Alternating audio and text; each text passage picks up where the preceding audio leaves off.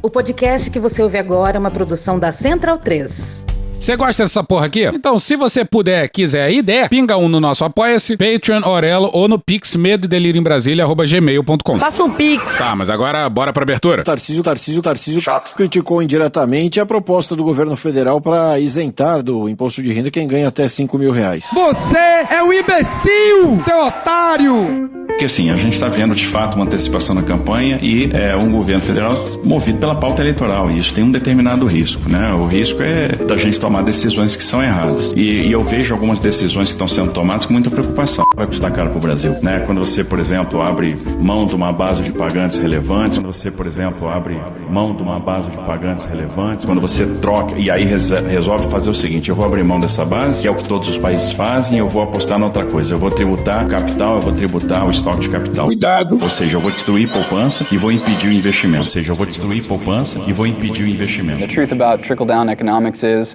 it doesn't work. E aí eu contrato com fracasso. Trickle-down economics has never worked. Porque é um país que está caminhando para a informalidade está muito alta em diversos estados. A economia brasileira gerou 1.700.000 empregos com carteira assinada no ano passado. No Brasil, o mês de fevereiro encerrou com um saldo recorde de 432 mil brasileiros trabalhando com carteira assinada. Eu tenho programas sociais explodindo e aumentando o estoque, como BPC, Bolsa Família. Peraí, aqui tem que mudar a trilha. Eu tenho programas sociais explodindo e aumentando o estoque, como BPC, Bolsa Família. A gente não está dando a porta de saída, não está emancipando ninguém, e a gente vai ficar cada vez mais limitado. Quando se fala em Sul e Sudeste, nós temos aqui uma semelhança enorme. Se tem estados que podem contribuir para esse país dar certo, eu diria que são esses 7 estados aqui. São estados onde, diferente da grande maioria, há uma proporção muito maior de pessoas trabalhando do que vivendo de auxílio emergencial. São estados onde há um setor produtivo muito mais dinâmico. Então, com toda certeza, boa parte da solução do Brasil passa por esses 7 estados aqui. Então,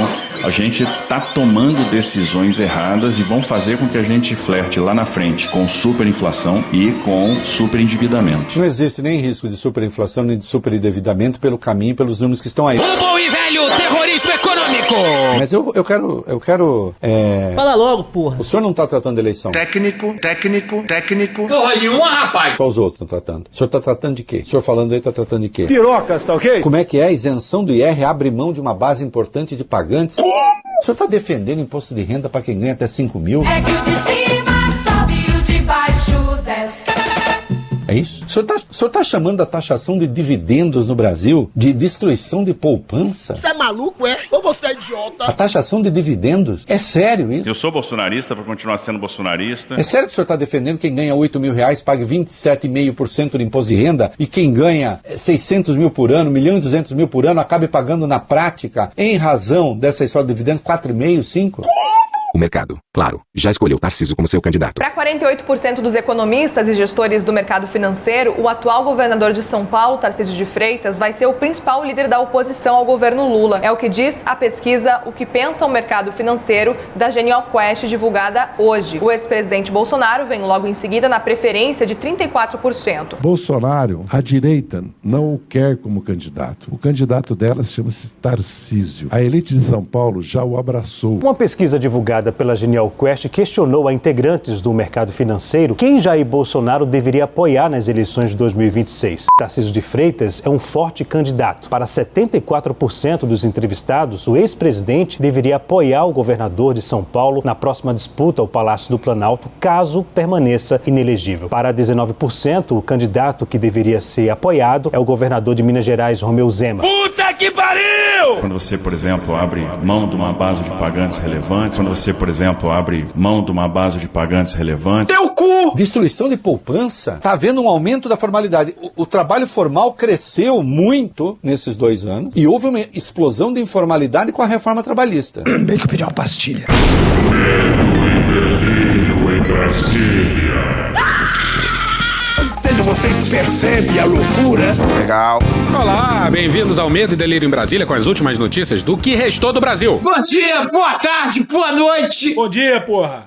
Por enquanto. Eu sou o Cristiano Botafogo. Botafogo é bairro, viu, meu filho? Cristiano, seu lixo. Seu lixo. Seu lixo. Seu lixo. Lixo. Seu lixo. Seu lixo. Calma! Ei, Cristiano. Aquele verme maldito. Cristiano, e aí? E o... Brasília, depressão. Como é que chama, gente, o podcast dos caras? E o Medo e Delírio em Brasília. Medo e Delírio em Brasília. Isso. Beijo pra eles. Medo e Delírio, hein? É um programa que, pô, mano, meio duvidoso, né? Fora seu Medo e Delírio em Brasília, pô. Eu não ouço Medo e Delírio. É escrito por Pedro Daltro. Um abraço, Daltro. Meu queridíssimo Pedro Daltro. Um beijo pro Pedro Daltro. Pedro Daltro. Pedro Daltro. Pedro Daltro. Todo mundo sabe quem é. Parabéns a toda a equipe de roteiro. Um beijo pro Pedro Daltro. Pedro pro beijo Daltro. Eu consegui descobrir quem está por trás do Medo e Delírio em Brasília. Eu nem conheço os caras. Esse é o episódio número 22 de 2025. Ah, é? Foda-se. Bora passar pano? Não. Tá, mas bora tentar passar um pouquinho menos de raiva? Bora!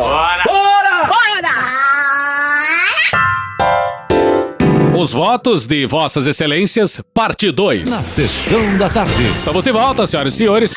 E já vamos começar pedindo... Perdão!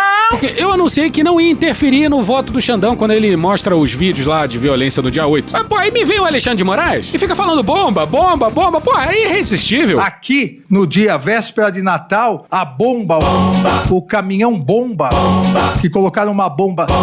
Se explodisse a bomba, centenas, se não milhares de pessoas morreriam. Vamos entrar e tomar o poder. Bomba. Ameaça de bomba. Bomba. No aeroporto de Brasília. Ainda bem que vocês não levam a gente a sério. Graças a Deus. Mas vamos seguir. A parte 1 acabou com o Flávio Dino falando sobre o Michael Jackson. Ele era conhecido como Michael Jackson. Aí na sequência o Dino falou sobre os crimes de abolição violenta do Estado Democrático de Direito e golpe de Estado. Pra muita gente é a mesma coisa, mas tá lá na lei, não é invenção do... Cabeça de piroca! Não. Todos falam dessa duplicidade por conta da largueza dos bens jurídicos tutelados. Lá ele. Dilatado. Arrombado. Calma. Se nós formos a extinta e embora sepultada Lei de Segurança Nacional, os artigos 17 e 18, ela já tratava em dois tipos penais diferentes. De um lado, tentar mudar com o emprego de violência ou grave ameaça a ordem, o regime vigente ao Estado de Direito. Esse era um crime, reclusão de 3 a 15. E no outro, 18, tentar impedir com o emprego de violência ou grave ameaça, esses elementos sempre presentes, como na lei em vigor, o livre exercício de qualquer dos poderes da União dos Estados, reclusão de 2 a 6. Então, este debate sobre absorção ou consunção, que não é feito, obviamente, no recebimento da denúncia, é cabível, mas ele antecede a lei de setembro de 2021. Essa lei foi sancionada, por coincidência, pelo senhor Jair Messias Bolsonaro. Pior que uma decisão mal tomada é uma indecisão. Tendo como referendo dos senhores Anderson Torres, Walter Braga Neto, Damares Alves e Augusto Heleno. Que loucura! Portanto, é uma lei bastante recente. Foi exatamente neste governo cujas pessoas estão aqui eventualmente acusadas. Puxa daí, Caetano! Tempo. Se fodeu. Presta atenção que é importante, pessoal. Em tese, sim, é possível. Não há dúvida que é possível que alguém consuma o crime de tentar ou atentar contra o governo legitimamente eleito e não queira destruir o Estado Democrático de Direito e vice-versa. Em tese é possível. Mas aí você deve estar se perguntando... Calma. O consultor jurídico... Careca. Quem vai dar o exemplo? Ministro Flávio, permite? Por não.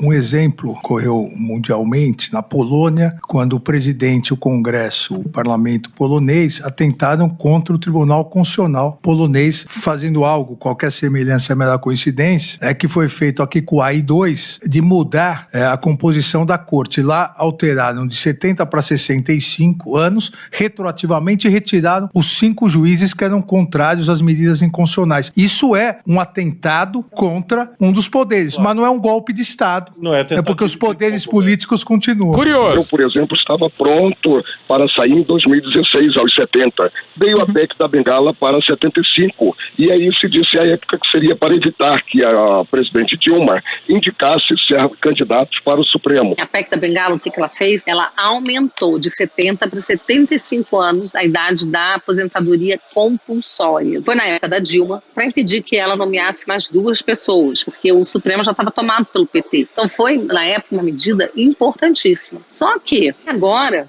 A gente precisa mexer no Supremo. Olha que legal. Mas a questão do Supremo, o que nós temos discutido, Valim, é sim aumentar para 21. Você pode falar, é um absurdo, mas uma maneira de você botar 10 isentos lá dentro. Já pensou uma Suprema Corte composta por 21 ministros? Pois é esta uma das propostas do presidenciável Jair Bolsonaro. Pois é, o que mais tem hoje em dia são golpes por dentro. Hoje a tirania é mais disfarçada. Não é mais com tanque que reprime a imprensa, o opressor. Pois é, golpes por dentro como os dados pelo Orbán na Hungria. Orbán. Nos afinamos praticamente em todos os aspectos. Apesar do Orbán, que eu trato praticamente como um irmão, dadas as afinidades que nós temos. O Erdogan na Turquia. E agora, né, o Trump no segundo mandato dele. Well, we are the federal law. No. Então, pouco importa se a pessoa tinha ou não uma arma de fogo ou uma arma branca. O que importa para fins de debate da classificação jurídica é que o grupo era armado. O grupo portava armas de fogo, armas brancas e assim sucessivamente. Portanto, o Congresso Nacional, quando fez esta dosimetria da lei em vigor, o fez cumprindo a Constituição. E, portanto, não é o Poder Judiciário, não é o ministro Alexandre de Moraes ou aqueles que o acompanham eventualmente na turma ou dele discordam que estão arbitrariamente fixando penas de índole desproporcional, à vista da magnitude dos valores envolvidos. E se diz também, querido ministro Fux, mas não morreu ninguém.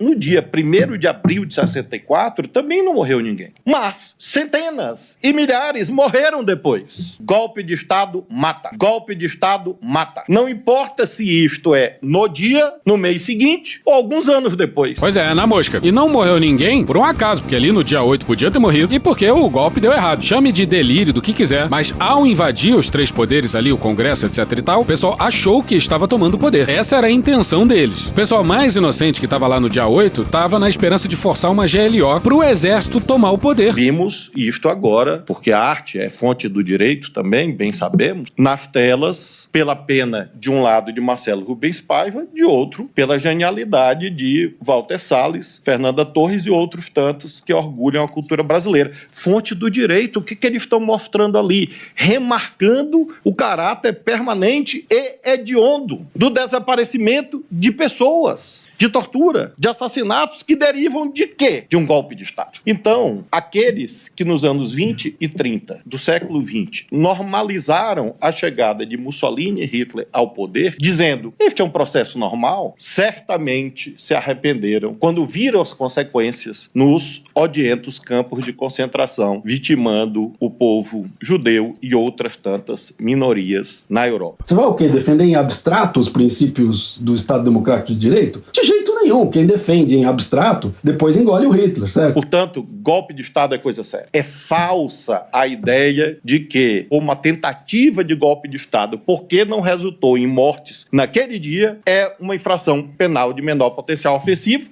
ou suscetível de aplicação até de um princípio da insignificância, a excluir a tipicidade. Isto é uma desonra à memória nacional. Esse tipo de raciocínio é uma agressão às famílias que perderam familiares no momento de trevas da vida brasileira. Pois é, e... Alô, Luiz Inácio! Alô! Olha, e agressão às famílias também é o seguinte: presidente da República, líder maior da esquerda brasileira, dedicar um post ao golpe militar de 1º de abril. Ainda postou no dia 31. Só a militar que acha que foi no dia 31. Foi no dia 1º de abril, dia da mentira. E pra gente não se estressar muito, a gente só vai falar disso aqui mesmo. Mas, pô, vamos combinar que um post sobre o golpe, e ainda mais no dia errado, é meio cruel. Então, sob todos esses aspectos, eminente presidente Cristiano... Botafogo! Não. Eminente presidente Cristiano Zanin, penso que, se não morreu, poderia ter morrido. Acho, portanto, que a denúncia possui os atributos fundamentais da materialidade, da viabilidade, porque houve violência e essa violência poderia ter produzido danos de enorme proporção. E o fato de isto não ter se configurado não exclui a tipicidade definida em lei. Basta ler o tipo penal para compreender que a conduta é atentar. Atentai, Brasil! Por uma razão simples. Se fosse consumado, o golpe de Estado não tinha viabilidade na persecução penal, porque não haveria juízes para julgar. Pô, e quem acha que só dá pra punir por golpe de Estado quem é bem sucedido no golpe? Nunca vi. Tu é burro, cara. Mas o Dino também é fanfarrão, hein? Rapaz. Só um reparo, uma sugestão. O eminente ministro Alexandre, ao fazer o seu resumo, descreveu múltiplos crimes contra a língua portuguesa. Uma mulher, uma conge, que seja morta pelo seu conge. E Vossa Excelência não fez nada. Há uma série de omissões. A pobre da língua portuguesa merece algum tipo de proteção.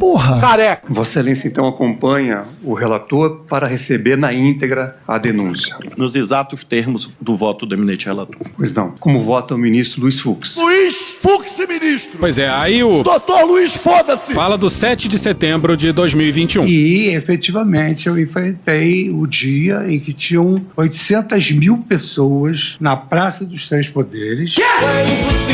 E que ali estavam ouvindo discursos inflamados. Discurso inflamado. Vou botar os piores trechos do discurso do Bolsonaro no 7 de setembro de 21 em Brasília, lá no Aparte. E não aconteceu nada. Não aconteceu nada, graças a toda uma estratégia e o elevado valor de experiência da nossa Polícia do Supremo Tribunal Federal, que eu considero uma das maiores polícias de elite. De sorte que eu acho que esses episódios contra a nossa democracia e contra o Estado Democrático de Direito, ele vai ser marcante dia após dia. Então, todos os dias serão dias da lembrança de tudo o que ocorreu. E por isso, não se pode, de forma alguma, dizer que não aconteceu nada. É absolutamente impossível se afirmar isso. O Fux volta ao lance dos dois crimes que seriam a mesma coisa, mencionado anteriormente pelo Dino. Eu quero manifestar um sentimento de humildade judicial. Porra, Fux e humildade na mesma frase é...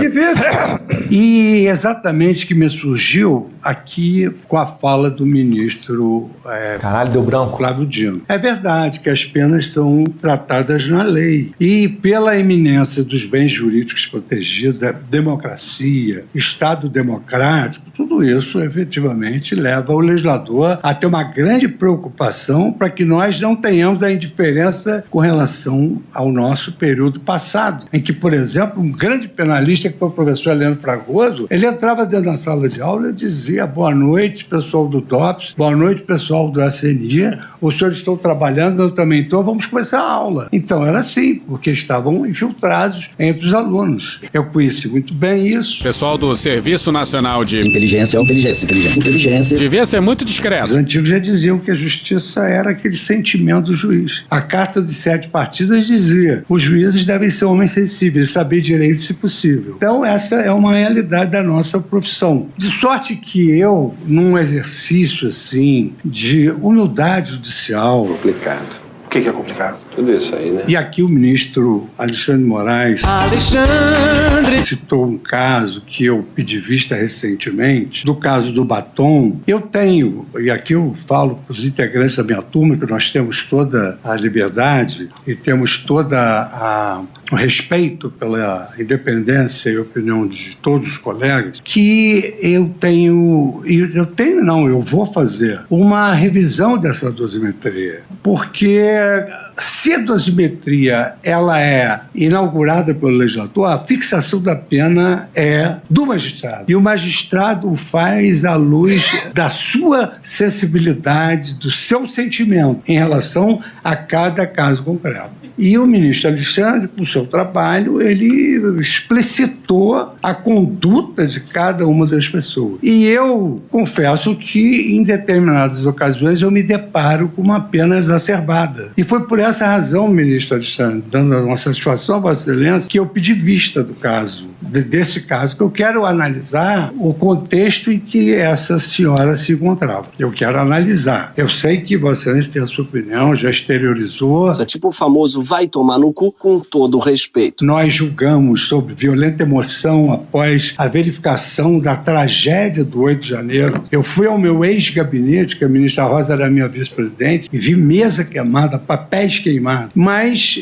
eu acho que os juízes, na sua vida, têm sempre de refletir dos erros e dos acertos. Fux acabou acompanhando integralmente o relator, apesar de achar que o julgamento devia ser no plenário e não na primeira turma. Chato. Mas o que importa aqui é que o Fux menciona a pena da Débora. Ele pediu vista desse caso. Ministro Fux, em relação ao batom, obviamente Vossa Excelência conhece e eu defendo a total independência de cada um dos magistrados e acho que Vossa Excelência vai poder trazer uma discussão importantíssima para a turma. O que fiz questão de salientar, e agora explicito mais, é que é um absurdo as pessoas quererem comparar aquela conduta de uma ré que estava há muito tempo dentro dos quartéis, pedindo intervenção militar, que invadiu junto com toda a turba e, além disso, praticou esse dano qualificado com uma pichação de um muro. E Vossa Excelência bem disse que as pessoas não podem esquecer, relativizar. Então, a questão da dosimetria, a questão da discussão, eu e o ministro Zanin, nós mesmos, divergimos em muitos casos na questão da dosimetria. Mas a questão dos fatos, nós temos que admitir os fatos. Lá não foi uma simples pichação. Lá houve toda uma manifestação já anterior de aderir à tentativa de golpe de Estado. Isso aí é importante. Recentemente, no Metrópole, saiu uma entrevista com a irmã e com a mãe da Débora Rodrigues. A irmã disse isso aqui. Qual foi o crime? Foi uma pichação? Então vamos julgá-la por esse crime, pela pichação. A Débora não entrou em nenhum prédio público, ela não depredou, não causou nenhum tipo de dano permanente. Então isso precisa ser levado em conta no momento do julgamento da Débora. A gente vai discutir isso um pouco mais pra frente. Mas olha quem parece muito ser a própria irmã da Débora, ainda tô tentando confirmar, falando num ato aí. Uma menina que partiu de Campinas a Brasília com um sonho: libertar o país, libertar o país, libertar o país de algo que estava prestes a acontecer e que infelizmente veio a se cumprir. E foi para isso, lutando em Brasília,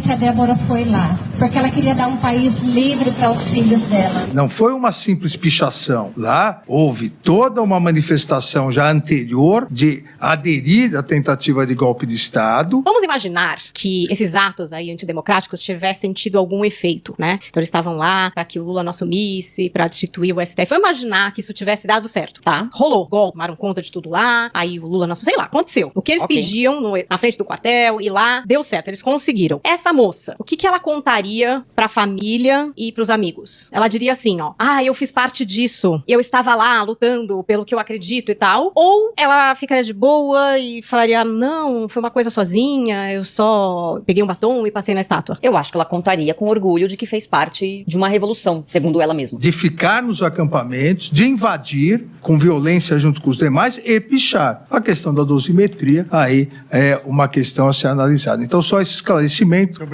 e obviamente, jamais falaria algo sobre o pedido de vista, porque eu também peço bastante vista. Vossa Excelência pediu do batom, o ministro Flávio pede de Bíblia, e assim a vida segue.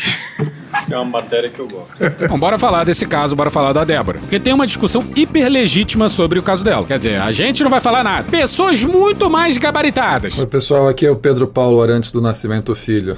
O Pedro e o Cristiano sempre erram o meu nome, já resolvi me antecipar e criei aqui mais um pra coleção.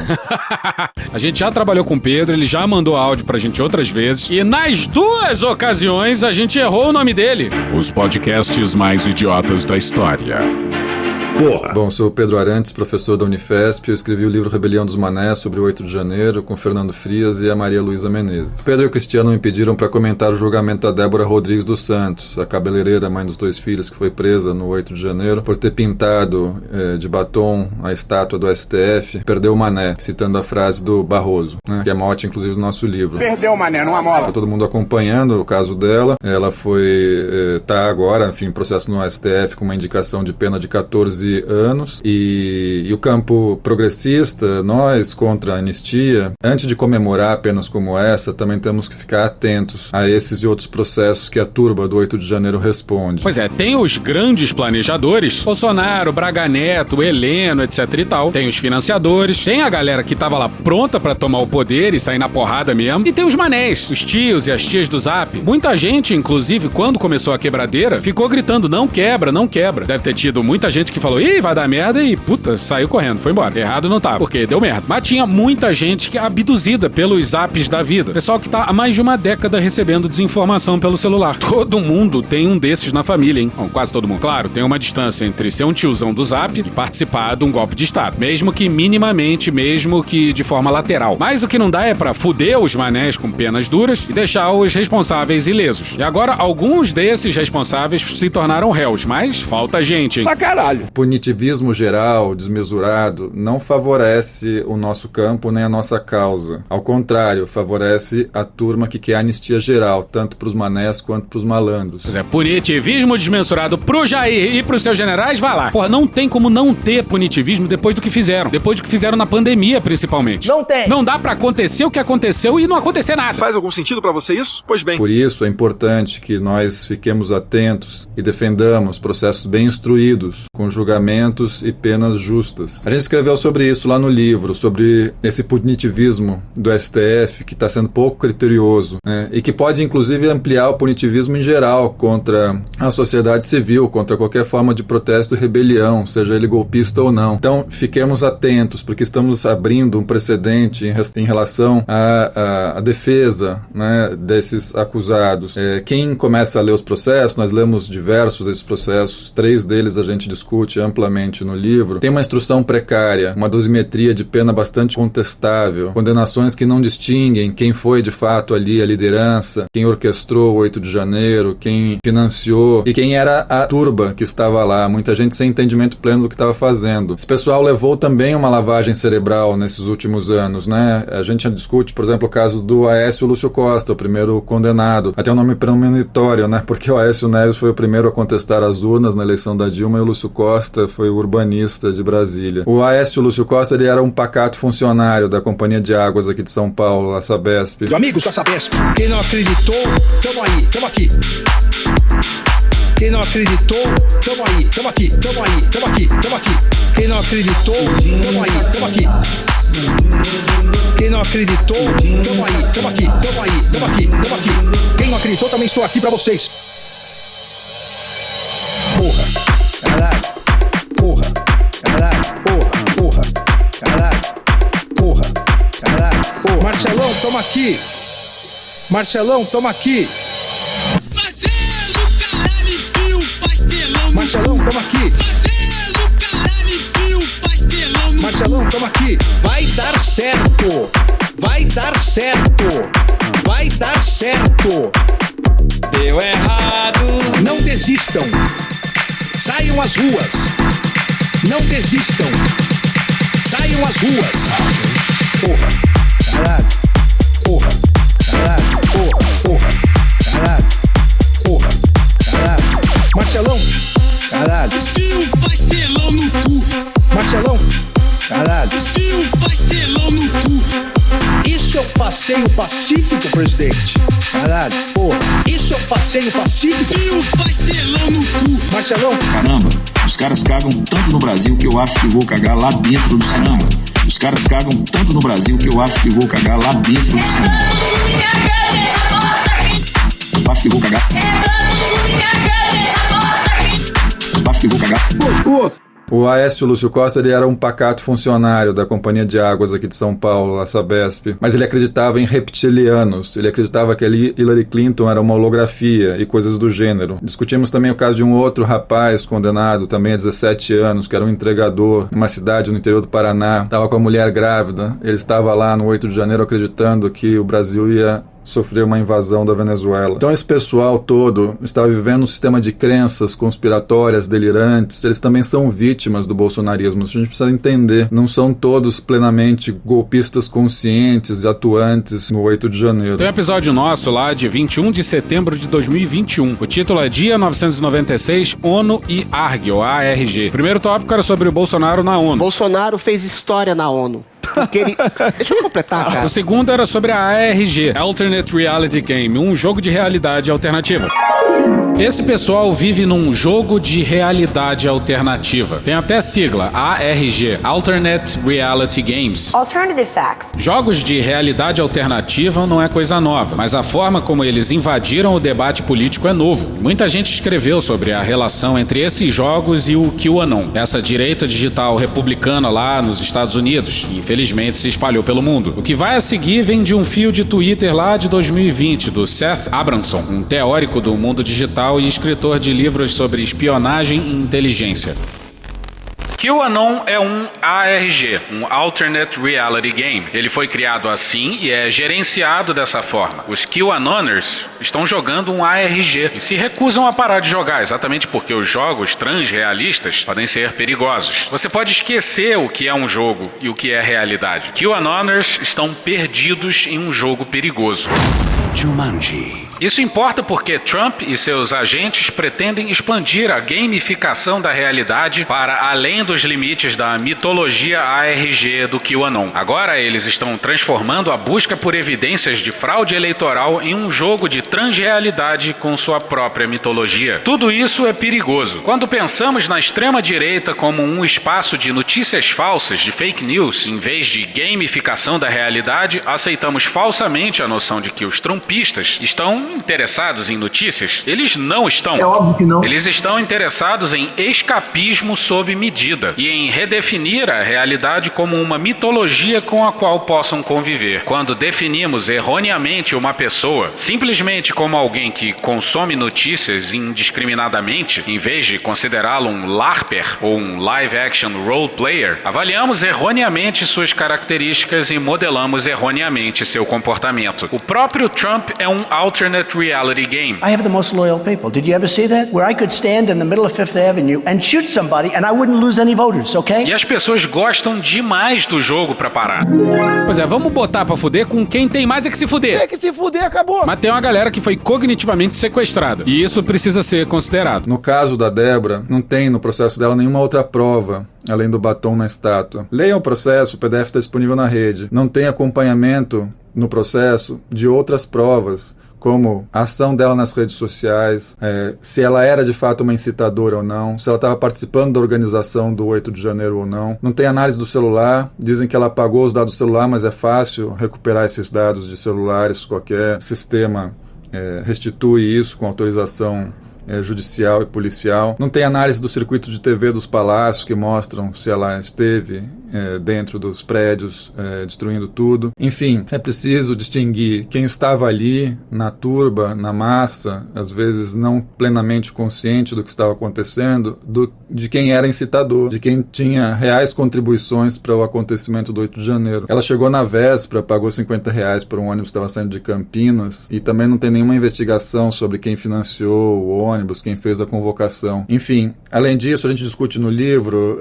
no artigo 65 do Código Penal, no inciso 3º, o efeito de multidão no Código brasileiro, ele é um atenuante e não um agravante. Vejam lá, se o crime foi cometido sob a influência de multidão em tumulto, se a pessoa não provocou a multidão e o tumulto, né, isso é um atenuante, isso não está sendo usado nos processos. Enfim, no direito brasileiro tem que individualizar os processos, as provas, as condutas, as penas. O ônus da prova é da acusação. Então o STF e a Polícia Federal deveriam ter uma equipe muito maior, mais competente, capaz de realmente rastrear todas as informações do 8 de janeiro, a começar pelos próprios circuitos internos de TV dos palácios que não estão sendo utilizados nos processos. Tem que recuperar os dados celulares apreendidos, rastrear as redes dos acusados, entender os grupos que eles participavam, as convocações que eles ou distribuíram ou receberam. Tem backup de muita coisa apagada da internet no archive, vocês sabem disso. Nada disso foi feito de forma sistemática, ampla e individualizada. Então os processos estão pouco instruídos. Quem lê os processos um atrás do outro vê que é um copia e cola geral de um acusado para o outro. Enfim, além disso, no caso da Débora, ela está 2 anos presa e poderia ter respondido em liberdade. Moraes negou 9 vezes o habeas corpus para ela. Enfim, além disso, ela não teve o acordo de redução de pena em aula de democracia que foi oferecido a outros presos. Decorrente do clamor atual, o Gonê é que pediu a prisão domiciliar para ela para poder ficar com os filhos. O Fux pediu vista e o Gonê pediu domiciliar. E, pô, é possível achar que 14 anos pra alguém que não tava na linha de frente do quebra-quebra, que não planejou, que não financiou, que seja considerado alto demais. Mas a progressão de pena que a extrema-direita tanto critica faria com que ela saísse da prisão em 2026 já. Presta atenção que é importante, pessoal. E claro que o 8 de janeiro não era formado só por manés, tinha gente que estava convocando, sabendo o que queria, né, para detonar tudo e para esperar que os militares mobilizassem para um segundo ato de intervenção. Tinha gente infiltrada, tinha policial e militar à paisana lá camuflados, produzindo quebra-quebra, tinha os kids pretos, tinha CAC, tinha miliciano, tinha gente pesada. Tem puta, tem corno, tem viado, tem assassino, tem ladrão, tem espírito, evangélico, tem filha da puta! As pessoas não estão sendo identificadas e separadas dos manés. E o tratamento, obviamente, tem que ser diferente. Vamos ver como Bolsonaro, Braga Neto, Helena e Quetais vão ser tratados. O Naue Bernardo vai falar disso. A qualquer coisa que se aproxime disso traz críticas e legitima essa insanidade de que a gente vive numa tirania e tal, essas baboseiras bolsonaristas. Verdade que o Brasil nunca puniu o golpista e que as condenações têm que ser duras e exemplares. Mas pra quem de fato importa, né? E mais pra quem de fato importa, diferenciando os malandros dos manés. Além disso, tinha os financiadores. Também nenhum empresário que pagou ônibus até agora foi preso. Não pode, cara. Tem um punhado de empresas com conta bloqueada e só. Tinha deputado incitando o 8 de janeiro. Ninguém processado até agora. Olha a merda aí! Esses todos aqui deviam pegar penas acima de 14 anos. Se o pessoal que executou a situação e se beneficiaria da situação, sei lá, de forma indireta, talvez, tomou essas penas, então o grupo do núcleo lá vai tomar o quê? 300 anos? 400 anos? Esse aí é o Naue Bernardo, advogado e cientista político, e ele volta numa parte. Isso pra não falar dos articuladores lá de cima, dos tubarões, dos malandros, de fato, que estão agora sendo julgados. Nós temos que defender a justiça sem anistia, mas sem punitivismo mal embasado. Mané é mané, malandro é malandro, como diz Bezerra da Silva. Mané entrou de gaiato, é tolo, é manipulado, não sabia direito o que estava fazendo. É vítima também. Os malandros é que precisam receber as penas severas. São eles que queriam acabar com a nossa democracia. São eles os articuladores, os incitadores. Eles que estavam muitas vezes no camarote assistindo, que estavam na Disney resguardados, que fomentavam o golpe antecipadamente atacando as urnas, que impediram os eleitores de votar barrando as estradas e que tramaram no palácio para movimentar as forças armadas, que planejaram assassinar inclusive o Lula, o Alckmin e o Moraes. Como disse hoje no jornal o Celso de Barros, o que importa é que merece punição severa não é o batom da Débora na estátua, mas é o batom do Jair na cueca do golpe. Se os manés receberem penas altíssimas e com falhas de instrução processual nesse trabalho incompleto, preguiçoso de separar quem é manobrado e quem é beneficiário, quem é o líder e o comandante, vai criar um sentimento de injustiça, de descrédito, que vai alimentar um movimento pró-anistia. Como nós não queremos anistia, nós queremos justiça, nós queremos defender democracia, nós também temos que defender o devido processo legal, a investigação séria e completa, a individualização das provas, o direito de defesa. Temos que mostrar que mané é mané, malandro é malandro, que a justiça é capaz de separar quem foi massa de manobra e quem estava manobrando. É só assim que nossa democracia sairá fortalecida. Valeu, Pedro Arantes Neto. É piada, é humor. É piada, gente, o nome do Pedro é Pedro Arantes só, tá? Mas vamos com um pequeno anúncio agora. Eu vim aqui pra dizer que benzeno mata. Se você trabalha na indústria petroquímica ou só passa perto de um posto de gasolina indo pra casa ou na hora de abastecer, é bom você saber que você tá sendo exposto a um agente cancerígeno chamado benzeno. E se tá ruim já pra gente, imagina pra quem trabalha nesses lugares e tá lá todo dia sendo exposto aos perigos dessa substância que causa câncer, pô. Caralho! É por isso que existe o Valor de Referência Tecnológico, o VRT, que usa as melhores tecnologias que a gente tem à mão pra proteger a vida dos trabalhadores e da população. Pois é, mas sempre tem um mais, né? Esse que é o problema. Estão querendo acabar com esse VRT. Mudar pra outra coisa, substituir pelo limite de exposição ocupacional, o que coloca a sua vida e a vida de milhares de trabalhadores em risco e isenta as empresas de qualquer responsabilidade por ter causado doenças graves ligadas à exposição por benzeno. E é por isso que o pessoal do Sindipetro do Rio Grande do Sul e da FUP, a Federação Única dos Petroleiros, tá convidando geral pra assinar um abaixo-assinado contra essa mudança, pô. Claro, bora todo mundo apelar pro ministro do Trabalho, Luiz Marinho, contra esse retrocesso. O link tá na publicação desse episódio, mas você também pode ir lá no sindipetro-rs.org.br/benzeno. Molinho, né? Eu mesmo fui lá e foi rapidíssimo. Bora! Volta pro julgamento. Como vota a ministra Carmen Lúcia? E dona Carminha tirou onda. E, ó, foi difícil cortar qualquer coisa do voto dela, hein? Difícil. Uma das maiores historiadoras, se não a maior historiadora brasileira hoje, na minha compreensão, a professora Heloísa Starling, está publicando um livro, A Máquina do Golpe, como foi desmontada a democracia no Brasil, referindo-se a passagem de da década de 60. Num dos capítulos, aliás, em todas as fases, que está sendo seriada a divulgação do livro dela, ela mostra como não se faz um golpe em um dia e como o golpe não acaba em uma semana nem um mês. Ela mostra exatamente como desde a década de 50, ou logo depois da promulgação de 1946, a movimentação no sentido de não se aceitarem as conquistas constitucionais foram sendo urdidas, trabalhadas, planejadas, para se chegar a uma década de 50 que, para cada um de nós, brasileiras e brasileiros, bem sabemos, foi tumultuada. Não adianta se falar que o período do Juscelino Kubitschek o Brasil era risonho, que não era exatamente um período de risos, com tentativas de não impedir vice-presidentes de assumirem, com mandados de segurança que foram impetrados neste Supremo Tribunal Federal, com impeachment informal que aconteceu no Brasil em relação a duas pessoas que assumiriam a presidência, com tentativa de não se empossar o presidente Juscelino Kubitschek, o suicídio do presidente Getúlio Vargas no auge de uma crise gravíssima, isto tudo para dar a eleição de 60, 6 meses depois a renúncia de um presidente, uma mudança constitucional para instalar o parlamentarismo, tudo isso sendo gerado numa tentativa exatamente de não se permitir que o Brasil se constitucionalizasse numa democracia, acabando exatamente em 1964. A culpa é de quem? A culpa é de quem? Malditos milicos. Essa conta irá para as Forças Armadas. Diz aí, Sobral. Os militares, tendo proclamado a República, julgaram-se donos da República e nunca aceitaram não ser os donos da República. Volta pra Carminha. Tchau, seus merda! Não, porra, outra. Então, nesta obra exemplar da professora Heloísa Starling, ela mostra como uma máquina funcionando o tempo todo, portanto, isto não acontece em um dia. E na denúncia apresentada pelo professor Paulo Gonet, pelo Procurador-Geral da República, se eu começar a ler, e quem assistir esse filme de trás para frente, do dia 8 de janeiro, nós numa situação realmente de servidores públicos, como somos nós no Supremo, e que estávamos também, pelo menos em parte de nós, no Tribunal Superior Eleitoral, nós sabemos o que foi viver, não é, ministro Alexandre? O tempo todo, com um ruído debaixo dos pés, que eu mesma pedi, inclusive, a antecipação da diplomação do presidente, marcada inicialmente para o dia 19, que é o último dia da diplomação, e eu comentei com o ministro Alexandre. Realmente, houve a passagem para o dia 12, porque havia alguma coisa que eu não entendia muito bem. Nós não podemos esperar acontecer as coisas para depois querer tomar providência. Recado para todos os brasileiros. Lutem pela sua liberdade. Não queira que um homem sozinho resolva o seu problema. Não é eu autorizo, não.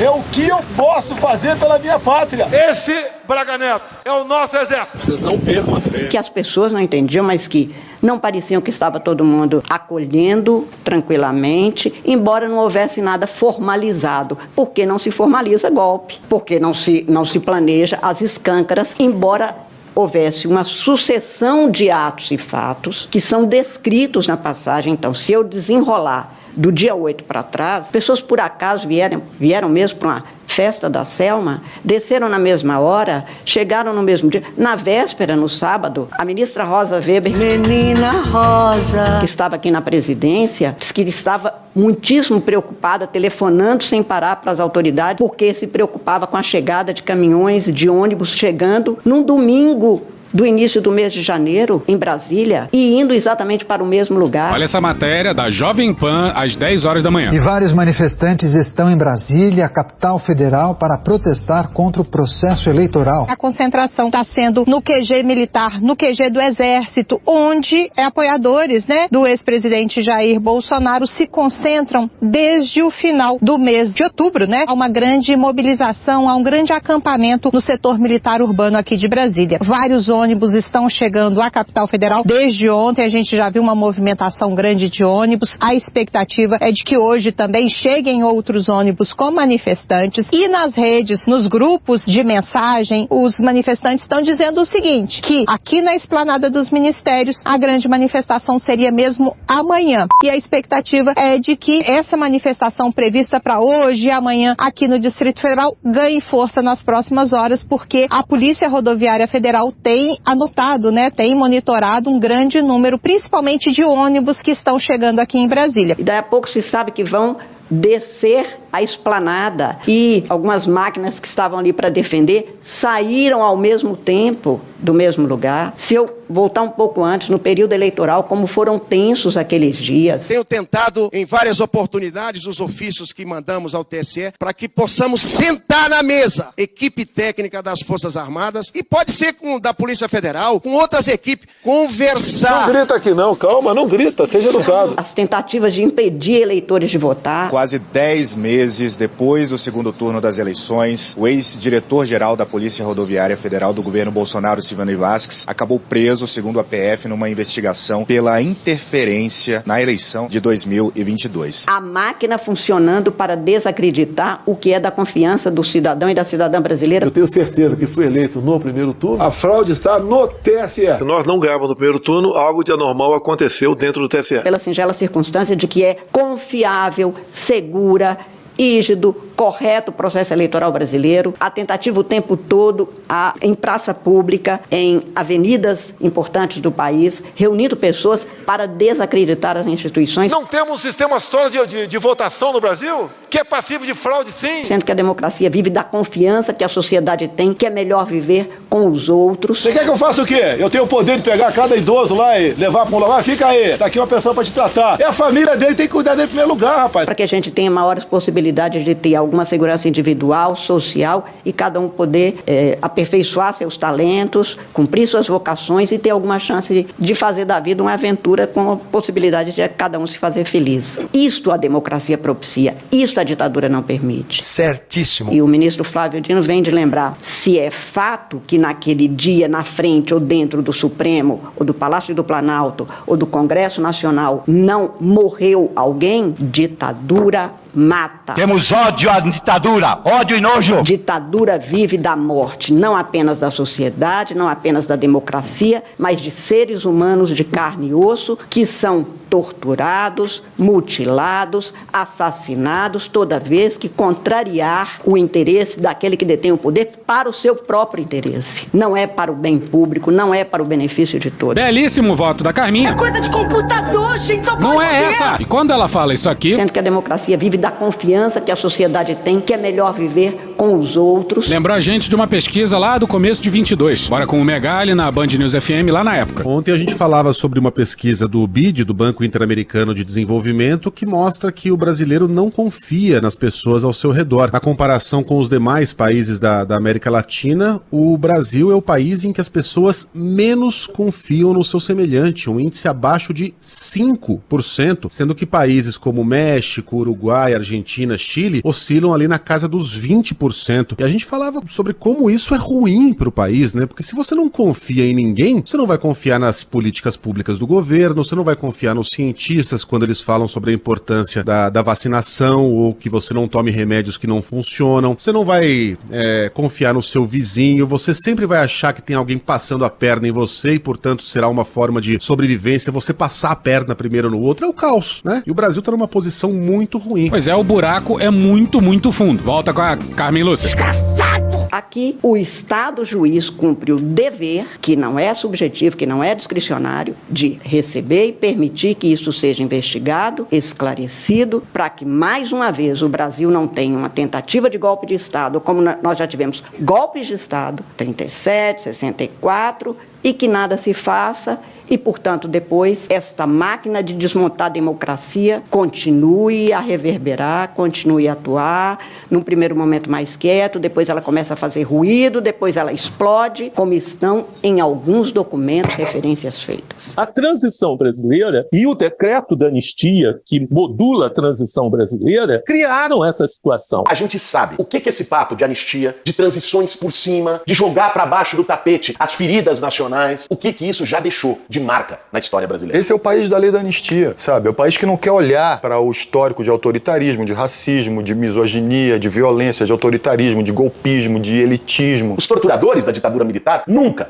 até hoje responderam por seus crimes. E qual foi o resultado disso? Foi simplesmente uma pacificação? A ferida de toda a violência e da tortura foi fechada? Não, senhor. Isso foi, na verdade, uma normalização de uma sociedade violenta e da própria tortura. Ao ponto de, 30 anos depois da redemocratização, um cidadão que era da linha dura da ditadura militar, chamado Jair Bolsonaro, chegar no Congresso Nacional e exaltar a brilhante USP. Enquanto o Brasil não colocar militares golpistas na cadeia, ele periodicamente sofrerá tentativas de golpe de Estado por militares. É simples assim. Em outros lugares do mundo, ao exaltar um torturador, ele sairia algemado do Congresso. Aqui, 2 anos depois, ele foi eleito presidente da República. Porque a sociedade brasileira não tinha acertado as contas com o seu passado. Para que nossa alegria seja mais perene e não dê merda, como sempre deu, a gente vai precisar apontar o dedo. Não para a esquerda, nem para a direita, mas para as pessoas que nessas eleições intimidaram, assediaram, prevaricaram, ameaçaram, mentiram e mataram. Pra gente sorrir legal, algumas pessoas vão precisar chorar mais um pouquinho e parar de atormentar o Brasil. Algumas coisas ainda precisam acontecer para nossa vitória ser uma vitória completa e pra gente lavar a alma. Então, para começar, a anistia é o caralho. Quando um trauma na vida de um indivíduo ou na sociedade não é elaborado, não é reparado, o resultado é que ele sempre volta, como uma espécie de passado que não passa, um fantasma que continua assombrando a sociedade no presente e compromete o seu futuro. Volta pra Carminha. Já vai estar. Chega! Acho, portanto, que não é inepta a denúncia porque ela descreve os indícios, os fatos, as circunstâncias,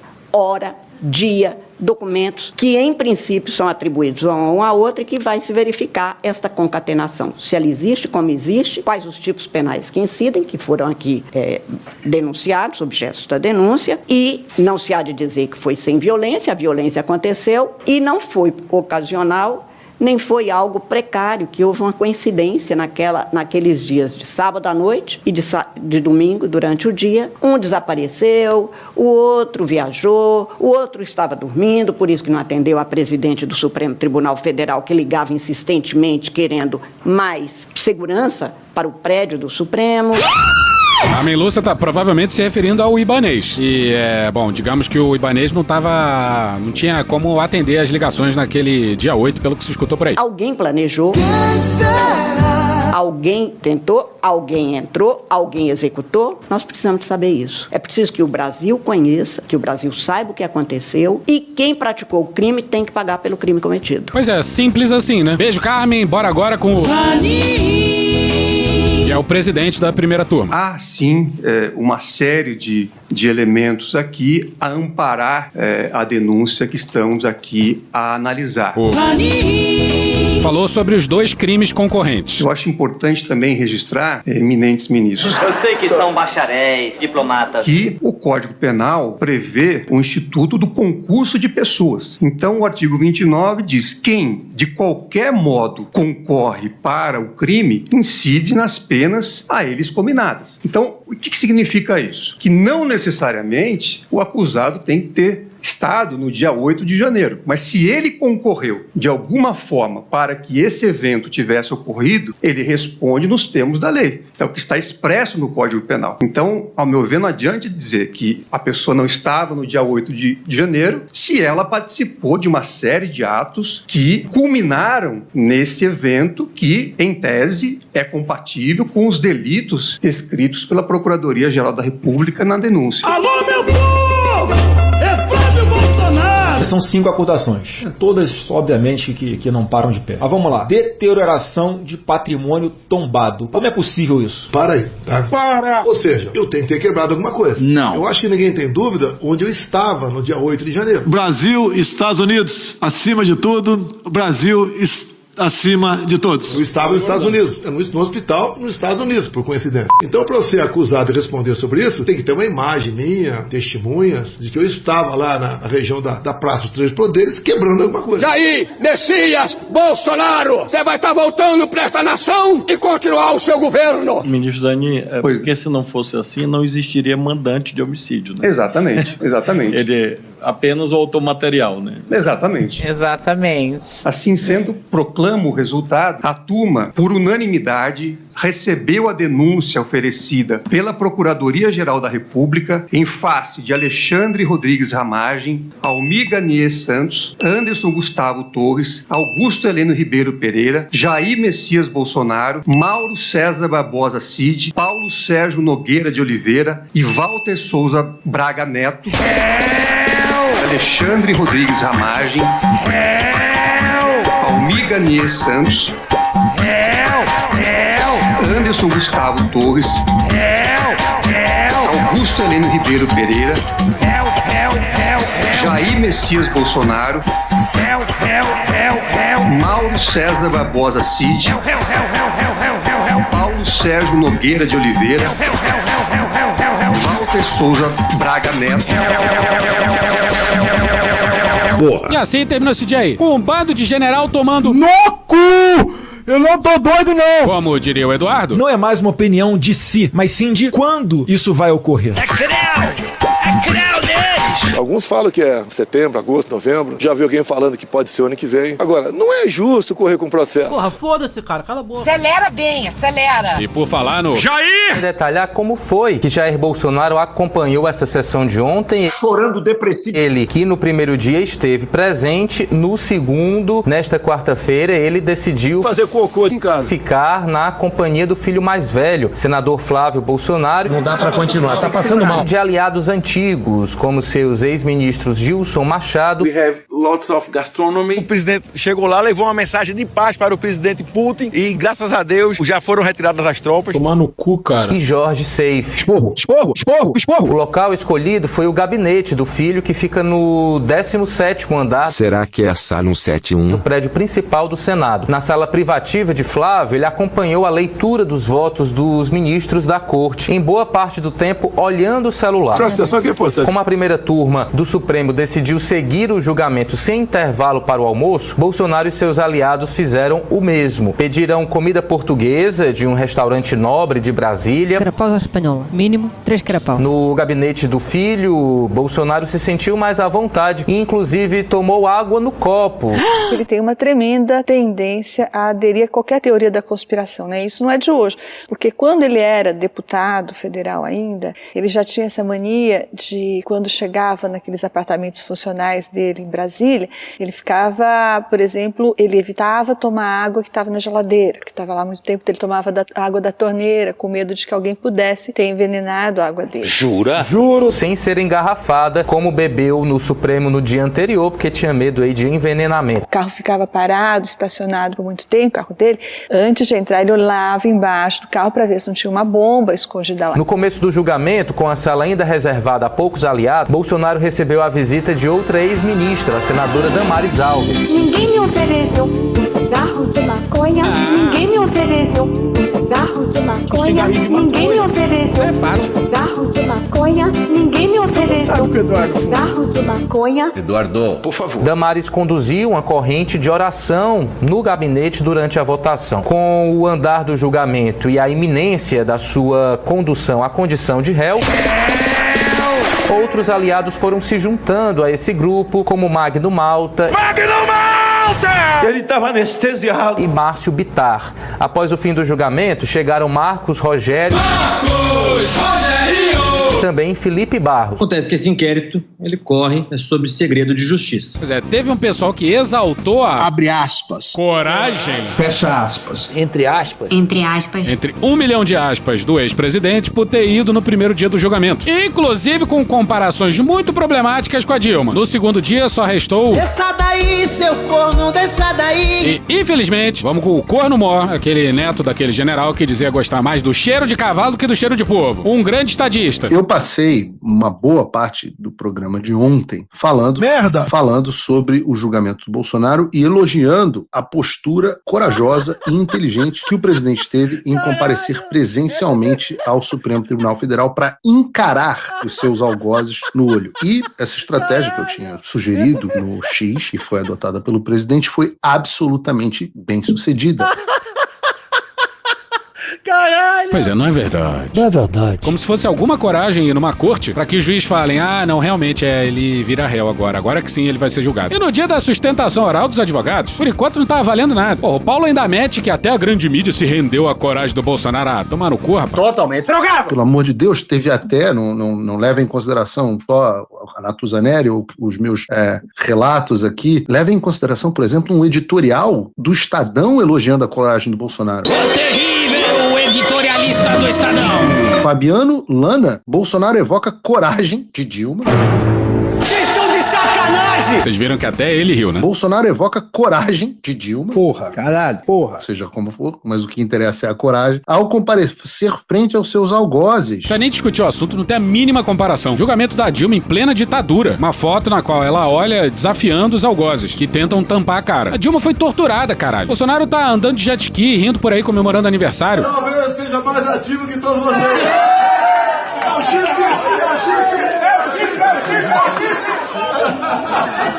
Sentiram o gostinho da ditadura? Não tomou um tapa na cara, apesar de ter pedido. Dá um tapa na minha cara.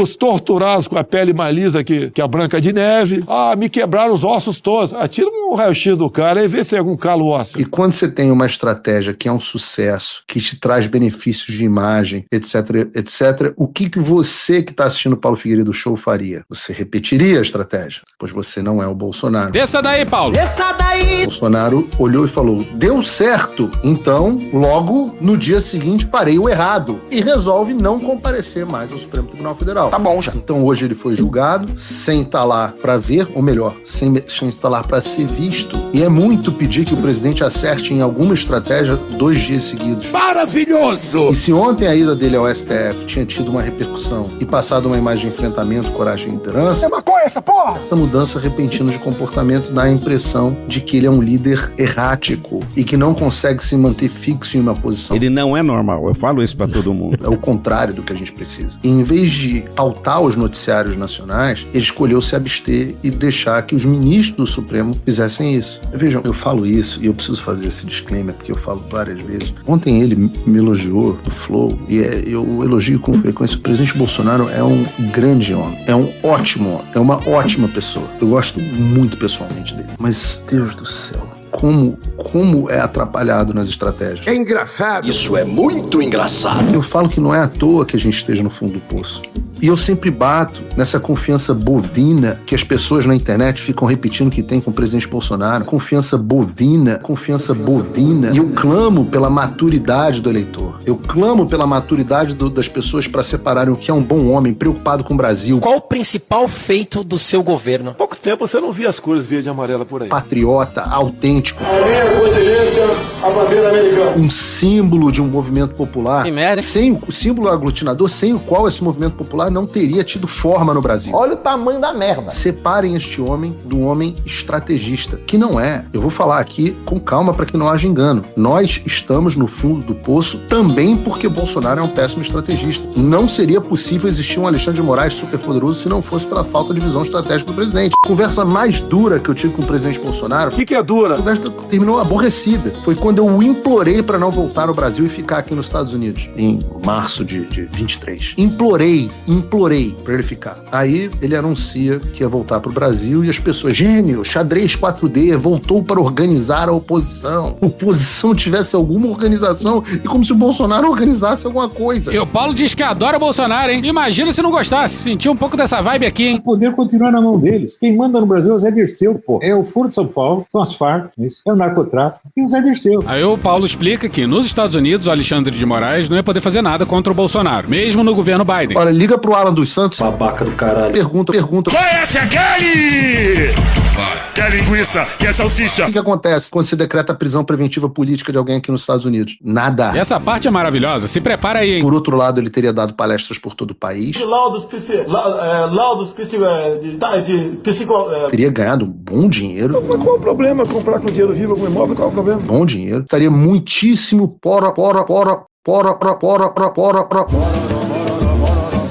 próximo do Trump. Wrong. Seria cu e calça com Trump. Eu, hein? Porque ele teria passado 2 anos ao lado dele, quando ele ainda não havia retornado à Casa Branca. Ele era um homem muito mais acessível. O Bolsonaro passou 3 meses na Flórida e nem se encontrou com o Trump, porra. Como assim, caralho? Cu e calça com Trump. Eu, hein? Olha, tô achando que o Paulo tá projetando os desejos dele com o Bolsonaro, hein? Programa de televisão, espetáculo. Este era o meu plano para o Bolsonaro nos Estados Unidos. Essa daí! Aí no fim, lá no STF, o Bolsonaro deu uma coletiva. E sabe como é que é, né? O Bolsonaro não é uma pessoa normal. Não é uma pessoa normal. A abertura saiu de lá. O que acontece? Pera lá, vai por parte. Pera aí, rapaz, se você for ver... Não.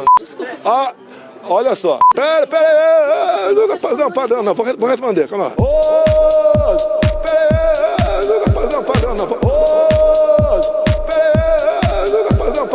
porra. Bora com a Daniela Lima no G1 no dia 27 de março. Abre aspas, aconselhei ele a falar o mínimo. Ele não me atendeu, fecha aspas. O relato é de um ex-ministro de Jair Bolsonaro do PL, que reconhece os danos causados pelo próprio ex-presidente, tanto à sua defesa técnica como junto à parte da opinião pública. Ao se pronunciar na quarta-feira, dia 26, logo após o veredito unânime dos 5 ministros que compõem a primeira turma do Supremo, Bolsonaro acabou repetindo desinformações e teorias da conspiração que compõem o cenário que o levou até o banco dos réus, como mostrou o blog de André Sadi. Quem celebrou foi, por óbvio, a base do presidente Lula. Abre aspas, Napoleão dizia, quando seu inimigo estiver errando, não o interrompa. E eu os vejo cometendo uma sequência de erros, fecha aspas, diz um líder do governo Lula. Abre aspas, para fechar com laço e tudo, ainda teve o trompetista com a marcha fúnebre, fecha aspas, ironiza o aliado de Lula. E Bolsonaro tava naquela simpatia habitual, hein? Presidente, hoje o senhor está inelegível. Se não o senhor em 2026, quem? Você vai ser a primeira a tirar de mim, você acha que vai ser? Depois diz que eu sou grosso. Você acha que você é muito inteligente, eu acho, tá? Como o cara é grosso. Eu sou grosso, concordo contigo. Tô inelegível, pera aí. Flashback. O senhor utilizou em algum momento, deputado, o dinheiro que o senhor recebia de auxílio moradia para pagar esse primeiro apartamento? Como eu estava solteiro naquela época, esse dinheiro do auxílio moradia eu usava para comer gente. Tá satisfeito agora ou não? Você tá satisfeito agora? Tô satisfeita Você tá com a sua satisfeita? resposta. Não, porque essa resposta que você merece. A flashback. Presidente, o senhor não respondeu. O senhor, se não... Então, o senhor hoje é inelegível. Se continuar assim, ao que tudo indica, assim, em 2026, quem, então, no lugar do senhor, a presidência da República? Quem o senhor vai apoiar? Não é o Jair, quer dizer isso? Não vai ser o Jair, isso quem vai ser? Vai ser o Messias. E como reverter essa energia? Você quer terceiro nome? Seria o Bolsonaro.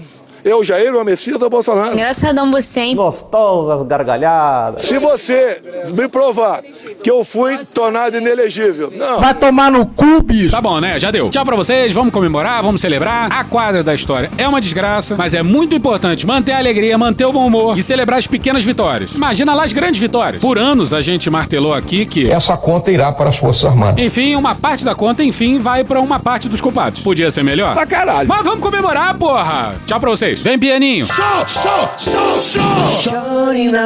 E hoje a gente fica por aqui. Esse episódio, os áudios de BBC News Brasil, 5 Alguma Coisa, TV Alerj, Pedro Arantes, Ad Ferrer, TV Justiça, Alfredo Rolo, Ana Bonassa, Letícia Sarturi, Angu de Grilo, Tom Jobim e Chico Buarque, Ariel Palácios, Aviões e Músicas, Gil Brother, Hermes e Renato, Bahia Cast, Balanço Geral, Band de Jornalismo, Bebel da Bebel Books, Elô D'Angelo, Carol Ito, Belo, Biquíni Cavadão, Braga Boys, Brian McKnight, Caetano Veloso, Cara da Engarrafamento da Brasil, Carla Bora, Casimiro, Casé TV, CBN Brasil, CBN Foco, que eu quis dizer, puta que pariu, errei, mas tudo bem, vamos seguir em frente, vambora. Choque de Cultura, CNN Brasil, Coxinha, Copa Out, Desmentindo Bolsonaro, Diogo Defante, Diário do Nordeste, Flip, Flow, Foro de Teresina, Franciel Cruz, Bagaceira Chique, Globo News, Greg News, Guilherme Boulos, Hoje Tem, Ian Neves, ICL Notícias, Igor Guimarães, Inteligência Limitada, Intercept Brasil, Januário de Oliveira, Jovem Pan, Chaves, Manuel Gomes, Conversa com Bial, Maria Rita, Matheus Boente, Meteoro Brasil, Metrópolis, Michael Jackson, Morning Show, MTV, Rede Globo, Natuzaneri, Naue Bernardo, Não Inviabilize, TV Senado, Poder 360, Podcast, Podtrash, Porta dos Fundos, Professor Pasquale, Rafa Mon, SATV, Rádio Band News FM, Manuela da PC Associação, SBT News Ruptura, Same Bonfim, Terra Brasil, De Noite, Thiago Santinelli, TV 247, TV Brasil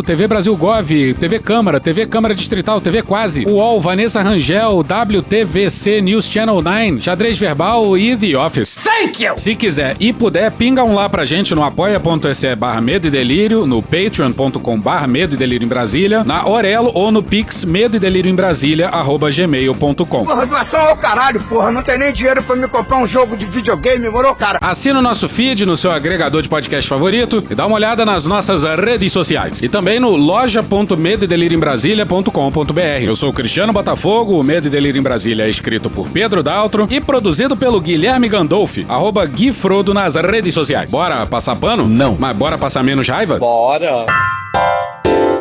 Me permite uma parte? Não lhe dou a parte. Agora sim, vamos ouvir o Naue Bernardo, advogado e cientista político. Cristiano, eu tenho pensado muito nessas circunstâncias aí, dessas penas de 12, 14, 17 anos pro pessoal que, vamos dizer assim, executou o 8 de janeiro, né? Que participou diretamente da bagunça, do ataque às sedes dos 3 poderes. Eu tenho uma visão, talvez a gente devesse pisar um pouco no freio com essas dosimetrias tão grandes, porque talvez seja o fato de eu vir da escola de Nilo Batista, Juarez Cirino e tudo, ter uma linha bastante garantida garantista no direito penal e ter sido amaldiçoado com a coerência, né? E penso eu que a gente deveria estar olhando com mais carinho para essa questão e vendo penas um pouco mais, como que eu vou dizer, condizentes. Não que não seja grave o que aconteceu lá, é muito grave, mas por essa lógica, se o pessoal que executou a situação e se beneficiaria da situação, sei lá, de forma indireta, talvez, tomou essas penas, então o grupo do núcleo lá vai tomar o quê? 300 anos? 400 anos? Então a gente precisa equilibrar um pouco mais essas equações e talvez rever situações de concurso de crimes, rever questões de um crime mais grave absorver o menos grave, daí pra frente, até para que se tenha uma legitimidade maior. É claro, para as pessoas que estão sendo condenadas e para as pessoas que já são convencidas de que o Supremo é o pior que há no Brasil e essa baboseira toda, não tem muito como mudar, mas existe todo um grosso do resto da população que está sujeita a uma torrente muito grande de informações e que, assim, eu acho que o melhor remédio é, para além da informação, o devido processo legal. E a gente conseguir fazer com que as pessoas entendam questões que, por hora, parecem muito complexas. E uma delas é exatamente penas que sejam um pouco mais condignas. Então eu confio que o Supremo, que já vem, né, alguns ministros já vêm demonstrando incômodo com a quantidade de pena, vai achar uma equação um pouco melhor para isso e vai entregar a essas pessoas a justiça na medida certa. Porque o que elas fizeram foi realmente muito grave, mas por questão de coerência na política criminal é preciso que a gente olhe para isso com um pouco mais de carinho e cuidado. Valeu e desculpa aí qualquer coisa. Acabou? Não. Bora ouvir o Matheus Buente. Nunca tinha assistido o julgamento do Supremo assim inteiro.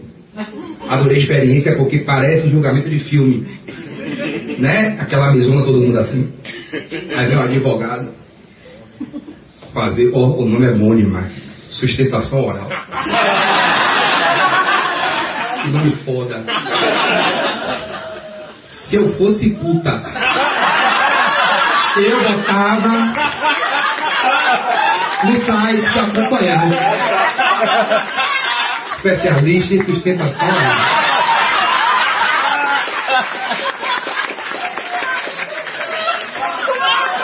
Vírgula, estudante de direito. Caraca, tô bem. Me segura. Acabou? Não. A ideia até é do Gilson do esporte. Do Gilson Turismo. Vamos zerar o imposto de importação de veleiro. O cara pensa, veleiro rico tem nada a ver. Tem pobre que tem veleiro. Porra. Acabou? Não. Lá no começo do episódio eu falei que ia colocar os piores trechos do discurso do Bolsonaro do 7 de setembro de 22 aqui no aparte. Tá aí, ó. Esse é o discurso de Brasília, hein? Não é o discurso da Paulista.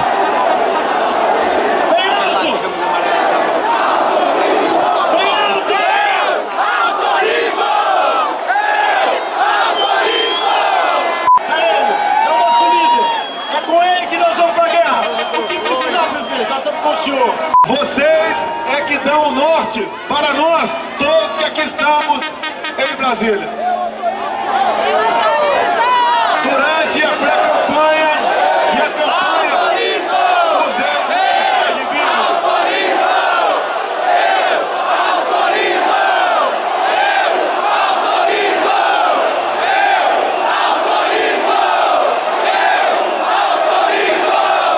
quando assumi, tomei consciência das dificuldades que é administrar o nosso país. Eu não sabia nem o que era o SUS. Não por problemas externos, mas por ingerências internas. O nosso inimigo não é externo, é interno. É um momento difícil porque o inimigo não é externo, é dentro do Brasil. Ele está aqui nessa região aqui da Praça dos Três Poderes. Por ocasião da pandemia, muitos de vocês sentiram o peso do que seria uma ditadura no Brasil. Sentiram o gostinho da ditadura?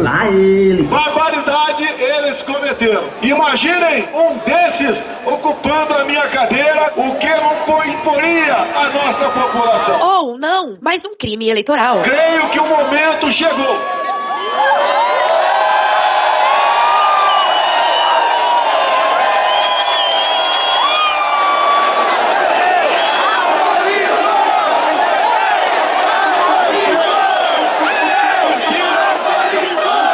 Muitas vezes vocês me ouviram dizer... É só você fazer cocô dia sim, dia não. Que jogava dentro das 4 linhas da Constituição. Muitos de vocês não aceitavam isso. Muitos de vocês, repito, queriam que a gente fizesse diferente. Eu vou falar agora o que é ser diferente. A partir desse momento, o Poder Executivo Federal, juntamente com seus 23 ministros, nós não mais aceitaremos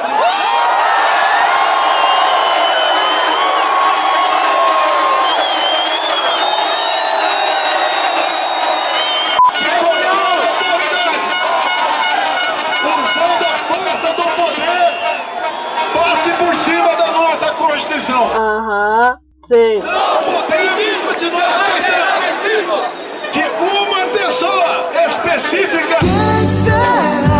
da região dos 3 poderes continue barbarizando a nossa população. Não podemos aceitar mais prisões políticas no nosso Brasil.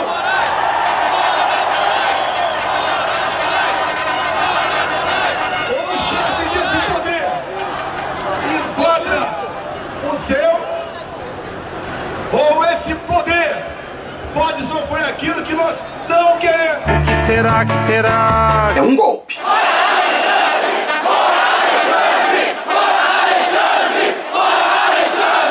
Aqui, na Praça dos 3 Poderes, juramos respeitar a nossa Constituição. Quem age fora dela.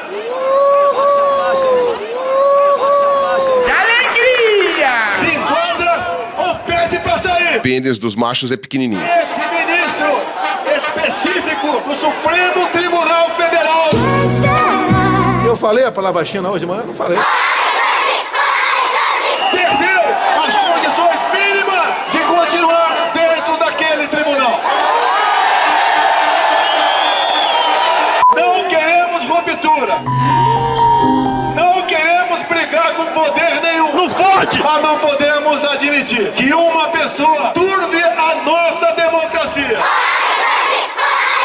Eu jurei um dia, juntamente com Hamilton Mourão, vice-presidente do meu lado, Essa conta irá para as Forças Armadas. juntamente com o Braga Neto, ministro da Defesa, Que é um bosta. damos a nossa vida pela pátria. Eu não vou fazer. Todos vocês, porventura, não fizeram esse juramento, Eu não sou obrigado. fizeram outro, Eu não fiz. também igualmente importante. Fazer cocô dia sim, dia não. Dar a sua vida pela sua liberdade. Todos vocês aqui juraram dar vida por sua liberdade. Repito aí, eu juro dar minha vida pela minha liberdade. Mais uma vez, eu juro. Esse Braga Neto é o nosso exército. Uma nova história começa a ser escrita aqui no Brasil. Do que será que Bolsonaro tá falando, né? O que será que ele quis dizer, hein? É um golpe. Peço a Deus, mais que sabedoria, força e coragem para bem decidir. Não é fácil decidir. Eu vou ter que decidir mais cedo ou mais tarde certas coisas. Não vou entrar em detalhe contigo. Eu peço força para resistir e coragem para decidir. Sei da minha responsabilidade, mas sei muito bem de que se eu não decidir, todos sofrerão com isso. Eu peço a Deus mais que sabedoria diz que Salomão pediu lá atrás. Eu peço força para resistir e coragem para decidir. Esse retrato é de vocês. É um comunicado, é um ultimato. Quem dá esse ultimato não sou eu. É o Alexandre Frota! É o povo brasileiro. Ah, bom! Para todos que estão na Praça dos 3 Poderes.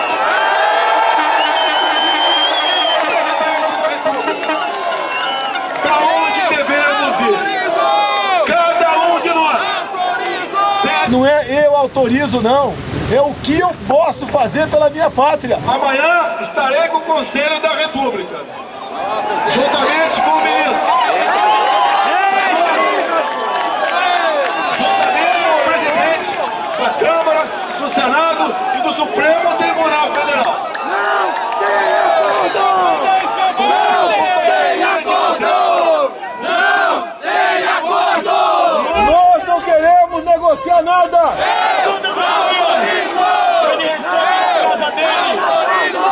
Enfim, se vocês perceberam, na minha humilde opinião, é o Bolsonaro típico, incitando a galera, radicalizando, inflamando, mas colocando algumas marcas ali no discurso que permitem a ele depois falar, não, eu só tava defendendo que respeitássemos a Constituição, mas, ao mesmo tempo, garantindo que a mensagem recebida pelo público fosse de ruptura. Afinal, o pessoal tá pedindo o quê aí? Eu autorizo o quê? Eu autorizo o golpe, porra! Ah, não fode, cara. Acabou? Não. Bora ouvir ela, Letícia Sarturi. O acervo da pandemia de Covid-19 surgiu a partir de estudos sobre negacionismo PSUM e a extrema-direita brasileira, conduzidos pelo Centro de Estudos Social Ciência da Unifesp. Essas pesquisas evidenciaram a existência de um sistema, digamos assim, razoavelmente articulado durante a pandemia, com a intenção de disseminar a desinformação sobre a doença e também de legitimar as políticas adotadas pelo presidente da época, o Jair Messias Bolsonaro. As estratégias de enfrentamento à pandemia que foram implementadas pelo governo federal não foram só controversas, essa foi uma política contrária às evidências científicas da época, também contrária ao consenso da comunidade científica e também às diretrizes da OMS. E foram essas escolhas políticas que podem ter contribuído para o excesso de mortalidade por Covid-19 registrado aqui no Brasil. Diante disso, o acervo reúne registros históricos que documentam discursos, condutas anti-ciência e também temos ali denúncias feitas por jornalistas, pesquisadores, instituições. Os materiais que compõem o acervo incluem vídeos, áudios, documentos oficiais, posts de redes sociais, artigos científicos, todos foram catalogados de maneira muito criteriosa por nós, pesquisadores do Social Ciência, e eles estão então disponíveis nesse site que é dedicado ao acervo. Cada registro contendo desinformação é acompanhado por uma análise baseada em evidências, que a gente denominou o que diz a ciência, uma checagem de fatos que desmente a desinformação que tem naquele registro à luz do conhecimento científico da época, consolidando também com o conhecimento atual, citando artigos tanto da época quanto atuais. Além disso, esse conteúdo que acompanha os itens do acervo é complementado por reportagens que ajudam a contextualizar, a entender o cenário político e social em que essas narrativas se disseminaram. O site também abriga o Mapa da Necropolítica, que contém diversos compilados de áudios feitos pelo Medo e Delírio em Brasília, nosso parceiro nesse projeto, e esses áudios expõem a atuação de agentes públicos e privados na promoção de políticas anti-ciência durante a pandemia. A gente sabe que a desinformação sistemática da época da pandemia gerou consequências até hoje, consequências muito profundas. A gente tem a desconfiança na ciência, a queda na adesão vacinal, a perpetuação de mentiras que estão persistindo até hoje, e esse sistema que é evidenciado pelo acervo permanece ativo. Além da preservação da memória, o acervo busca restabelecer a verdade, lutar contra essa desinformação. E não só isso, o acervo se alia à luta por justiça em parceria com a AVICO, que é a Associação de Vítimas e Familiares de Vítimas da Covid-19, reforçando então a necessidade de toda a sociedade também se juntar a essa luta por justiça. A gente sabe que esse sistema de desinformação segue ativo, que a política negacionista cresce no mundo e que a ameaça de futuras crises sanitárias exige que a gente tenha aprendido alguma coisa com o passado, que a gente tenha aprendido alguma coisa com essa pandemia. A pandemia deixou uma ferida aberta na nossa sociedade, na sociedade brasileira. Nós precisamos fazer memória, olhando para essa ferida, reconhecer os erros, resgatando a verdade, e só a justiça pode garantir que essa ferida se feche e que ela não mais seja aberta, que a história trágica da pandemia nunca mais se repita. Gente, o acervo tá em acervopandemia-souciência.unifesp.br. Acabou? Não. O que rolou na semana passada foi uma manifestação promovida por amigos e familiares de trabalhadores da CPTM que estão contra as privatizações. Eles decidiram fazer a ocupação da Secretaria Estadual de Transportes ali no centro com a proposta de conversar com o secretário para suspender o leilão das linhas 11, 12 e 13 que estava marcado para o dia seguinte, para poder garantir os empregos dos trabalhadores ferroviários, os sustentos das famílias e também para defender a manutenção de um serviço público de qualidade que a gente sabe que só tem a decair passando para a iniciativa privada. A gente viu acontecer com as linhas 8 e 9, viu acontecer com a Enel, tá vendo acontecer com a Sabesp. Então eles fizeram essa mobilização, esse ato pacífico, estavam apenas exercendo o seu direito de se manifestar, mas foram tratados com uma violência brutal por parte da polícia militar, que partiu para cima dos manifestantes sem dó. A gente viu nas imagens que estavam circulando nas redes sociais o absurdo que aconteceu. Foram mais de uma dezena de pessoas que saíram feridas, algumas tiveram que ser hospitalizadas e 3 manifestantes ainda foram presos injustamente, mas mesmo assim não baixaram a cabeça, seguiram na luta, usaram desse ato absurdo para poder denunciar as atitudes fascistas desse governo e da polícia militar e também deram continuidade na luta, somando numa assembleia que aconteceu na tarde do mesmo dia, às 6h30, promovida por ferroviários ali na frente da subsede do sindicato no Brás.